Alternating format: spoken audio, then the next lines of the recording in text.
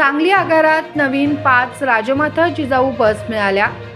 सांगली आगाराला नवीन 5 राजमाता Jijau buses मिळाल्या आहेत। या बसेस कोल्हापूर आणि इचलकरंजी मार्गावर धावणार आहेत। सांगली आगारात नव्याने दाखल झालेल्या टाटा कंपनीच्या 5 राजमाता जिजाऊ बसेसचा लोकार्पण सोहळा नुकताच पार पडला। यावेळी आमदार सुधीरदादा गाडगीळ, माजी आमदार नितीन शिंदे, महेंद्र चंडाळे यांची उपस्थिती होती।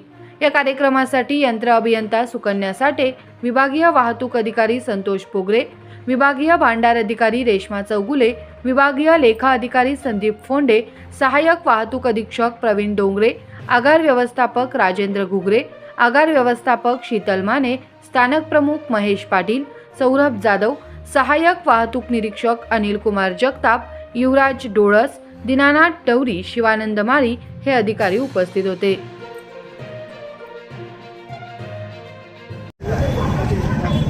आज एकूण सांगली जिल्ह्याला 25 जिजाऊ बसेसचा कोटा आलेला आहे। यापैकी 5 सांगली आगाराला 5 बसेस आलेले आहेत। त्याचं उद्घाटन मी आपले माजी आमदार जे चंडाळे भाऊ यांच्या हस्ते केलेलं आहे आणि 200ची मागणी असताना फक्त 150 बसेस आत्तापर्यंत जिल्ह्यामध्ये आलेले आहेत। आता या राहिलेल्या बस आल्या तर आणखी जास्त सुकर होईल, कारण विद्यार्थ्यांना आता बस नाही आहे जायला। तर मला विनंती आहे माझी परिवहन मंत्र्यांना की सांगलीला उरलेल्या 50 ताबडतोब द्यावे।